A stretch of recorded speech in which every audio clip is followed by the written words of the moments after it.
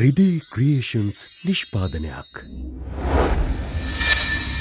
අසංක සායක්කාර සුසාධිත නිර්මාණයක් සෑම කළු වලාකුළකම රිදී රේඛාවක් තියෙනවා කියලා කියන උපමාව තියෙන අන්න ඒකත් ඒ වගේ. ඔව්. එදා මන් දීපු කනේ පාර තව ටිකක් සැරට දුන්නා නම් කළු වලාවේ රිදීරි බලා ගන්න තිබුණා. හරි. මේ ප්‍රශ්න ඉවරයිනේ බං. මචං අයියේ. අපි ඇත්තටම දැනන් හිටියේ නෑ. ඔයා අපේ විකි අයියගේ පට්ට බොක්කක් කියලා. දැනගෙන හිටියා නම් අතක් තියන්න දෙන්නේ නෑ. මන් දැනන් හිටියනම් මෙහෙම සීන් එකක් වෙන්න යනවා කියලා උඹලට කීයටවත් මූට අත තියන්න දෙන්නේ නැහැ. එදා සෙට් එකට ආවේ විකි අයිලා ගෙදර ඉන්න කොල්ලෙක්ගේ කෙල්ලෙක් කියලා මන් දන්නවනම් කීයටවත් ඒ නංගිට මං එහෙම සලකන්නේ බලපන් කොච්චර ලස්සනට මේ ප්‍රශ්නේ විසඳුනාද කියලා.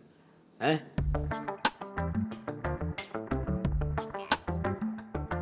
අයියේ තාමත් ගෙදර වැසිකිලි කැසිකිලි තියෙන පරණ තැන්වලද ඇයි උඹට ආයෙත් අමාරුද?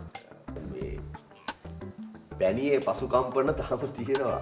මොනවා හරි බඩට වැටිච්ච ගමන් টয়ලට් දුවන්න ඕනි. අයියේ මම පොඩ්ඩක් දුවලේ.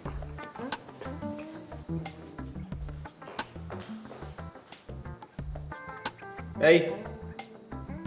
උඹලා දෙන්නට දුවන්න ඕනේ? නෑ හදිස්සියක් නෑ. අපි පස්සේ යන්න. හෙමින් දුවන්න.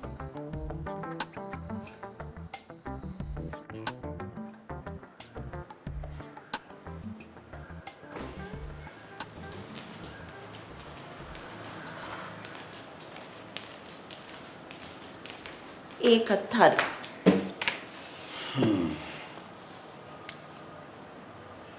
නංගි බබා එක්සෑම් පාස් වෙච්ච සතුට සෙලිබ්‍රේට් කරගන්නත් බැරි වුණා මේ ප්‍රශ්නයක් ඉන්න. ඔය හොඳට සෙලිබ්‍රේට් කරේ. බිල කීයද? දවස් දෙකට 1.40යි. බොහොම අමාරුවෙන් හරි ඉන්ෂුරන්ස් එකක් දාලා ඇදගෙන ගිහින්ද ඔහම හරි බේරුණා. නැත්තම් ඉතින් හොම්බෙන් තමයි යන්න වෙන්නේ. නංගි බබා මෙහෙම ලෙඩක් දාගනි කියලා කවුද දන්නේ? එරන්දි තමයි ඔය අමාරුවේ දැම්මේ. මේ දැන් ඉතින් එක එක්කෙනාට චෝදනා කරලා වැඩක් නැහැ. දැන් තියෙන්නේ වෙනදටත් වඩා හොඳට නංගි බබාව බලා ගන්න එක. සුදු වෙන හීනේ එයාගේ ඔළුවේ තියෙන නිසා තාමත් ඊට වඩා දෙයක් වුණත් කරගන්න බැරි නෑ ඉස්සරහට. එන්න වාසනා. අංකල් නිදර්ශියාව නේද? ආවා කාමරේ ඉන්නවා. මම බලලා ඉන්න ගාන්ටි. වාසනා මේ පොඩ හරියන්නේ. ඇයි අංකල්? මේ අපේ නංගි බබාගේ ඇඳ ළඟින් මල් බොකේ තියලා ගිය කතාව වාසනා දන්නවා ඇතිනේ. ඔව්. අදත් එකක් තිබ්බලු නේද? ඕවනේ මොන පිස්සෙක් මේ වැඩේ කරනවද මන්ද? ඔන්න ඔය කියපු පිස්සා ගැනත් මොනවා හරි වාසනා දන්නවා ඇතිනේ. අනේ අංකල් මන් දන්නේ නැහැ. වාසනා සමහරක් වෙලාවට ඔය මල් බොකේ එක තියලා යන්නේ නැත්තේ අපේ නංගි බබාගේ බොයිෆ්‍රෙන්ඩ් වෙන්න ඇති. ඒ බොයිෆ්‍රෙන්ඩ් ගැන වාසනා මොනවා හරි දන්නවා ඇති. සමහරක් වෙලාවට වාසනා බොයිෆ්‍රෙන්ඩ් නිදර්ශිව බලන්නේ නැතුව ඇඳ ගාවින් මල් බොකේ එක තියලා ගියේ අපි ආව දැක්කොත් අපිට කේන්තියයි කියලා හිතලත් වෙන්න ඇති. අංකල් ඔය කියන කිසිම දෙයක් මන් දන්නේ නැහනේ. දන්නේ නැත්නම් වාසනා අපේ නංගි බබාගෙන් අහන්නකෝ. මල් බොකේ එකේ වෙලා තියෙන බොයිෆ්‍රෙන්ඩ් නම් එයාට කියන්න හැංගි හොරා මල් බොකේ සෙවන්නේ නැතුව කෙලින්ම අපේ ගෙදරට ඇවිල්ලා අපි දෙන්නගෙන් අහන්න කියලා. හා අංකල් මන් නිදර්ශිට කතා කරන්නම්කෝ. මං ඇතුළට යන්නද? යන්න දු.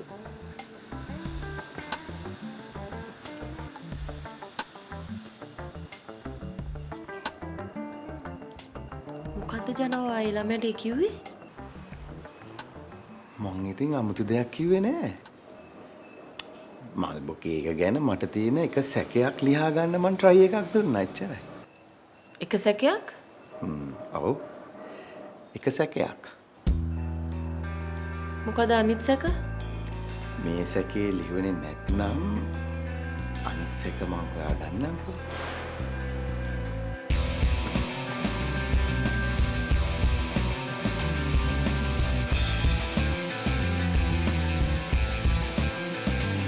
Marmite musuhu breakfast rasaguna eat. මට ලෙක්චර්ස් අන්නත් ඕනේ. ඉතින් ඔය යන්නක්කේ? කොහේ යන්නද බං?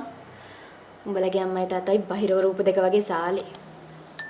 මං කාමරෙන් එළියට බැහැපු ගමන් කවුද මල් බොකියක දුන්නේ කියලා අහගෙන එයි.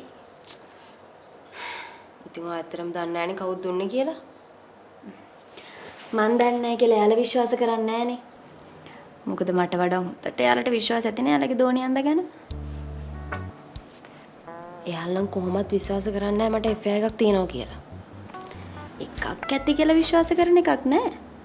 දෙක තුනක් ඇති කියලා නම් විශ්වාස කරයි. පිස්සු තනේ ඔයාට. මට FI එකක් තියෙනවා කියලා ඒගොල්ලෝ දැනගත්තොත් ඒගොල්ලෝ ෂොක් වෙයි. ඇත්තද? එහෙනම් නිකමට වගේ බ්‍රවුන් ගැන කියලා බලමුද? පිස්සුද හලෝ ඔයාට? කියලා ගන්න එපා. ඇයි මේ බය වෙලා? නෑ නෑ. මම බය නෑ. එහෙනම් කියමු. හරි හරි කියමු. හැබැයි මේ වෙලාවේ නෙමෙයි. තව ටිකක් කල් ගිහින්. අනේ බං. උඹ හිතනවද බ්‍රවුන් වගේ එකෙක්ට උඹලගේ අම්මලා කැමති වෙයි කියලා? මං කැමති දේවල් වලට ඒගොල්ලෝ අකමැති වෙන්නේ නැහැ කියලා මට විශ්වාසයි. කොහොමද විශ්වාස කරන්නේ? දැන් මෙහෙමනේ. මොකක් හරි ඇඳුමක් ගන්න ගියත්, බඩුවක් ගන්න ගියත් මං කැමති දේ තමයි ඒගොල්ලෝ ගන්නෙ. අන්න නංගි. උඹට වැරදුන තැන. පොඩි කාලේ ඇඳුමක් ගන්න ගියහම වගේ නෙවෙයි. කසාදෙකදී අපි කැමති දේවල් අම්මලා තාත්තලා කරන්න දෙන්නේ නැහැ. එයාලා කැමති කෙනෙක්ව අපි කසාද බඳිනවට. අනේ මේ මට නම් එහෙම කරන්නේ නැහැ. මං කවදා හරි කසාද බඳින්නේ මං කැමති කෙනෙක්. බලමුකෝ. එතකොට අපිත් මේ වෙයි ඉඳීනේ. මේ මම යන්න ඕනේ. තව පරක් වුණොත් මටත් වෙන්නේ ගෙදරින් කියන කෙනෙක් කසාද බඳින්න තමයි. මෙයා මේ ලෙක්චර්ස් කී යන්නේ කොල්ලා බලන්නත් කොහෙද නේ? ඔව්. කොල්ලගේ අතින් අල්ලගෙන ලෙක්චර් එකට යන්න. මම යනවා. ආමේ. අද උඹට කවුරු හරි ජනේලෙන් මල් බොක එකක් දෙයි. ඉන්න මතක් කරලා ජනේලෙන් නිදාගනි. හරිද? නෙමෙයි බය කරන්න එපා හලෝ ජනා. මම යනවා.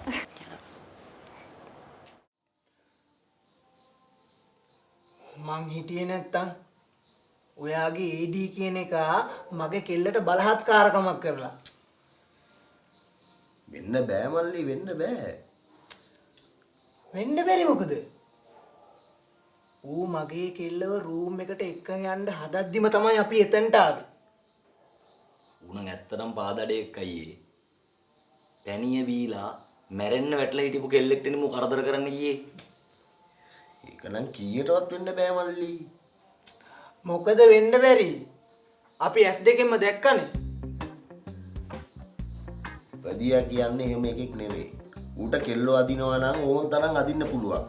බැව් මට හොඳටම ෂුවර් ඌ එහෙම කරන්නේ නැහැ. සුන්දර අයියේ. ඔය දැන් මෙතන ඌව බොරුවට සුද්ධ කරන්න එපා. මං ඌව සුද්ධ කරන්න හදනවා නෙමෙයි මල්ලි. මෙතන මොකක් හරි වරදක් වෙලා තියෙනවා. වෙච්ච වැරද්ද තමයි කිව්වේ. අයියේ ආයි මගේ කෙල්ල රඟපාන්න ආපුවාම ඕක එක බැල්මකින් හරි මගේ කෙල්ලට හානියක් කරලා තිබ්බොත් මම ඕකගේ S2 උගුල්ලනවා. එහෙම වෙන්නේ නෑ මල්ලි. අනිත් එක දැන් අපි හොඳ යාළුවනේ. ඊළඟට ෂූටින් තියෙන දවසට මාත් වෙනවා සංජානා එක්ක ෂූටින්. හරි වරින් මං කැමති උඹ එනවට. එතකොට උඹට පුළුවන් උඹේ කෙල්ල කරන දේවල් බලාගෙන ඉන්න. කාලුඹ යන්න එපා බං. ඒකට ඔය වැඩේ තනියම කරගෙන ඉන්න දීපන්. නෑ මල්ලි. උඹ වරේ. අයියේ ඔයා කොහොම හරි මගේ කෙල්ලව නිලියක් කරන්න ඕනේ හරිද? කරමු බං. අපි ඉතින් කෙල්ලෝ කී දෙනෙක් නිලියෝ කළාද? කී දෙනෙක්වද? එහෙම ගණන් මතක නෑ බං. දැන් ඔය ඉන්න නිලියන්ගෙන් බාගෙට කාලක්ම මං හදපියු. හදපියුම් කියන්නේ? හදපියුම් කියන්නේ මල්ලි අතින් අල්ලගෙන කැමරා ඉස්සරහට එක් කරගෙන ඇවිල්ලා ඩයලොග් කියන හැටි කියා දීලා කැමරාව දිහා බලන හැටි කියා දීලා මං තමයි උන් උස්සන තිබ්බේ. මේ මට එහෙම නිකන් නම් දෙක තුනක් කියන්නකෝ බලන්න. මං ඔය නම් මතක තියාගෙන ඉන්නේ නෑ බං. හරි අපිට ওই නම් වලින් වැඩක් නෑ. අපිට ඕනේ මගේ කෙල්ලව කොහොම හරි නිලියක් කරලා ඉස්සරහට ගන්න විතරයි. හරි බං ඉතින් කරමු. උඹ බය නැතුව හිටහන්කෝ. නේ මල්ලිලා. අපි දැන් නිදාගමුද? ඒ ඔබ මටත් දැන් අර ඉස්සර වගේ නිදි මරන්න බෑනේ. අර පැණිය ගහපු දවස් ඉඳන් වැටුණ ගමන් නිදි. ඒක ඇත්ත කොල්ලෝ මා රසනීපයක් ඒක. මට නම් නිින්ද යන්නේ. නිින්ද යනකම් ආච්චි මතක් වෙනවා. නිින්ද ගියාම ආච්චි හීනෙන් පේනවා. හරි කමන්නේ උඹ ආච්චිත් එක්ක හිටපන්. අපි නිදාගන්න. යාට.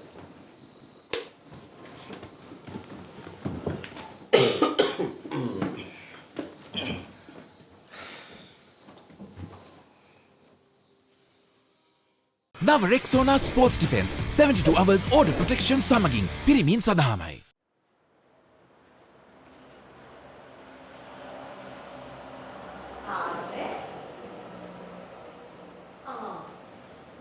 ඇයි නිදාගන්න නැද්ද? නිදාගන්න බෑනේ. අදත් රැට මොකෙක් හරි මල් බොකේ එකක් උස්සන් ආව. මේ ඒ කියන්නේ තාත්තා තාමේ මල් බොකේක මේ කර උඩින් බිම තියලා නැහනේ. කර උඩ නෙමෙයි මල් බොකේ එක තියෙන්නේ මගේ ඔළුව උඩ. දැන් ඇයි තාත්තා ඔක් ගැන ඔච්චරටම හොයන්නේ? ඕකේවේ මොකාද කියලා දැනගන්නකම් මට නිින්ද යන්නේ නැහැ. හරි. ඔන්න එහෙනම් හිතන්න තාත්තා දැන් යොපු කෙනාව හොයාගත්තා කියලා. හරි. දැන් තාත්තා මොකද කරන්නේ? ඒ ඔබ එක අනුව තමයි ඉතුරු ඒවා තීරණය වෙන්නේ.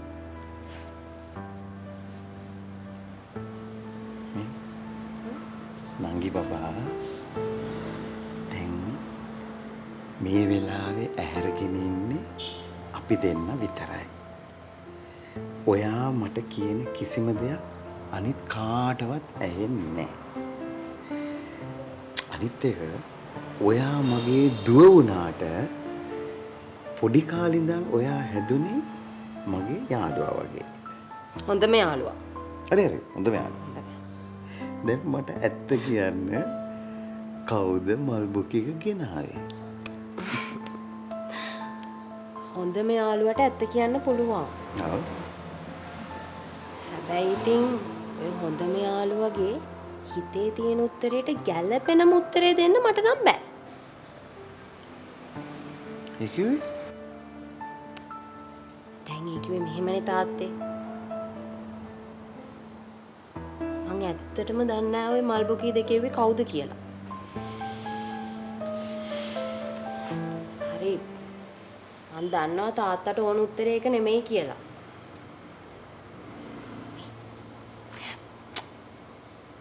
සෝරි තාත්තේ. හැබැයි ඉතින් මට නොදන්න උත්තර දෙන්න බෑනේ. අනික මේ දැන් හොඳටම රෑ වෙලා.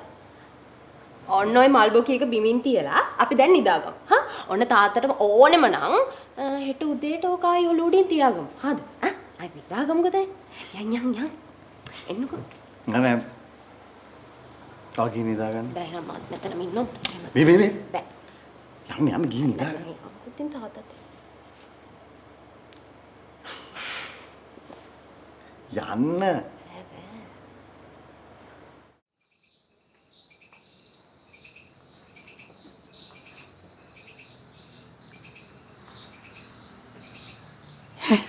යසයි පුතේ යසයි. ආච්චි මිමි පැනලා යන්නද හදන්නේ? බය වුණාද? නෑ ආච්චි එහෙම එකක් නැහැ. එයා ඉතින් ටිකක් ලැජ්ජයි ආච්චි. ලැජ්ජ වෙලා හරියනවාද ඔය වයසට? මාත් ඕක නිතරම කියනවා.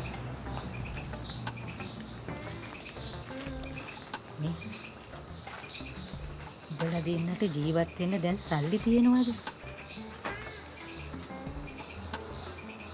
තාම නම් ලොකු සල්ලියක් නැහැ. සංජාන නිලියක් වුණාට පස්සේ අපිට සල්ලි ලැබේ. දැනට ජීවත් වෙන්න කීයක් හරි හොයාගන්න පුළුවන්. කීයක් හරි හොයාගෙන මොනවා කරන්නද? කාල් පුතේ උඹේ අතේ සල්ලි තියෙනවද? දැනට නම් බස් එක යන්න විතරයි තියෙන්නේ. ආච්චිට ඕනේ ගානේ කියන්න මං හොයලා හෙට ගෙනත් දෙන්න. මට මොකටද බං සල්ලි? බල දෙන්නට නේ සල්ලි ඕනේ.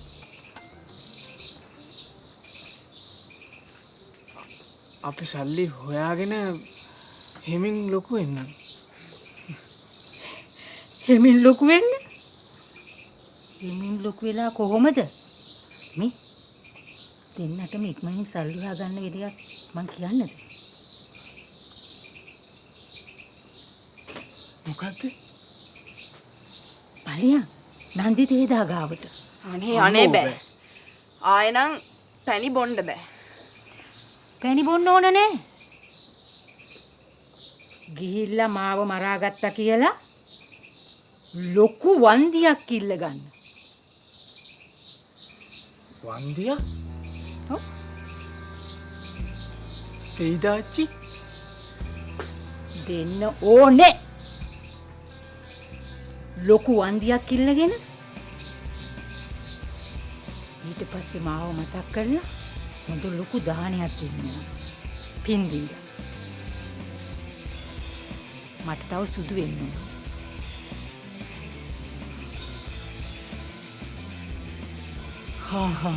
ආච්චි. හරි.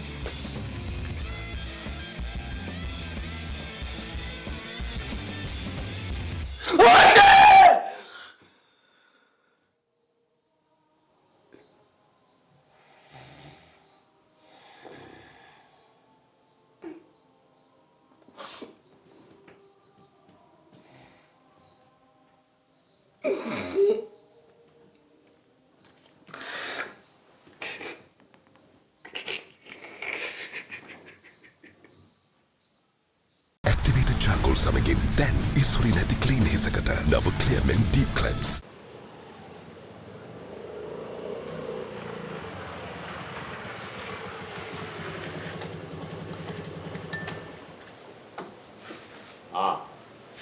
තරුණයා. අද මොකද තවත් තරුණයෙකු එකතු කරගෙන? උද මහත්තයා මේ කාල්. ඒක නුඹ කියන්න ඕනේ නෑ බං. දැක්කම පේනවා. හොඳටම කාල්. අර මං එදා වෙද මහත්තයාට කිව්වේ. එයාගේ ආච්චි තමයි අර පැණිය බීලා මලේ. මේ වැරදි වචන පාවිච්චි කරන්න එපා. මුගේ ආච්චි මැරුණ එකයි පැණියේ කිසිම සම්බන්ධයක් නැහැ. මොකද නැත්තේ? ගහක් ගලක් වගේ හිටියේ එයා මේ පැණිය බීපු ගමන් අනිත් පැත්තට මැරුණා. ගහක් ගලක් වගේ හිටියා. ඔව්. කිසිම ලෙඩක් දුකක් තිබුණේ. ආච්චිට වයස කීයද? 85යි. 85 ගහක් ගලක් වගේ හිටියා. ඔව්. ගහක් ගලක් වගේ හිටියා. තනියෙන් ඇවිද්ද කරා. ඇවිද්ද කරා විතරක් නෙමෙයි උයන පිහන වැඩත් කරා. ඉතින් ඒ ගෑනිට මොකටද ගෝ පැණිය පෙව්වේ? පැණිය පෙව්වේ එයාට සුදු ගෑණියෙක් විදිහට මැරෙන්න ඕනි කියපු නිසා. ඒත් අන්තිමට එයාට උනේ කළු ගෑණියෙක් විදිහටම මැරෙන්න. ඔබ කරපු වැඩේ නිසා. ඒතර උඹලා කියන්නේ උඹලගේ ආච්චි මැරුණේ මගේ පැණිය බීලා. ඔව් ඒකෙන් තමයි. අපිට ඉතින් සැක කරන්න තියන්නේ ඒ ගැන තමයි වේද මහත්තයා. ඒතර මොකටද උඹලා මෙහි ආවේ? මං නම් ආවේ ඉතින් මූට එන්න ඕන කිව්ව හින්දා. මං ආවේ මගේ ආච්චි මරාගත් එකට වන්දි ඉල්ල ගන්න. වන්දියක් ඉල්ලන්න. සල්ලි වලින්ද ලේ වලින්ද? ලේ වලින් එපා. සල්ලි තිබුණා නම් හරි. නේ මචං. ඔව් මට ලක්ෂ 10ක් දියා. ලක්ෂ 10ක්. ඩිස්කවුන්ට් එහෙම නැහැ. කිසිම දෙයක් නෑ ලක්ෂ 10ක් දියා. කෝ මරණ සාතිකය අරගෙන දාවේ? මේව නම් ගෙනාවේ නෑ වේද මහත්තයා. හැබැයි ආච්චි මලා කියන එක හරි. ආච්චි මලා කියන එක හරි බූරුවෝ. හැබැයි මන් දැනගන්න ඕනේ ආච්චි මලේ මගේ පැණිය බීලා කියලා. ඒක මරණ සාතිකේ ලියලා ඇතිනේ. නෑ එහෙම දෙයක් තිබ්බේ නෑ. එහෙම තිබ්බේ නැත්තම් කොහොමද පුතේ මම උඹලට වන්දිය දෙන්නේ? හරි. බරෙල්ලෝක ඇතුළට. මම වැඩේ කරන හැටි කියන්නේ.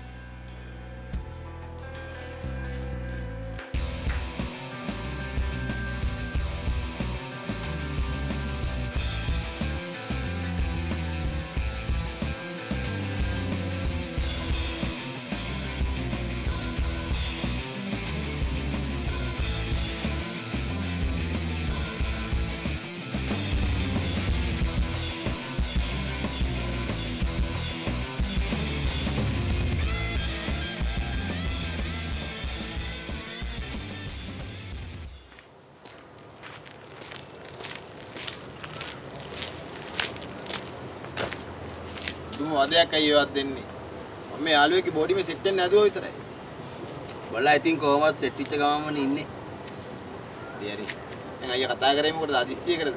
මේ මට පැය භාගයක් ඉන්න පුළුවන් ඊට වඩා විනාඩියක්වත් ඉන්න බෑ. ඔබට ටිකක් සනීප නැති වෙගෙන එනවා කියලා ආරංචියක් ආවා. නරකද උඹත් මේ වැඩේ පුරුදු නානා. මම කැමති නෑ ඔය එක එකගේ මූණු අත ගන්න. හැබැයි ටික මට මේ උදව් කරලා දුන්නද උනත් මම කළුපාන සැටි කියන මම පැණී බිව්වේ නෑ කියලා.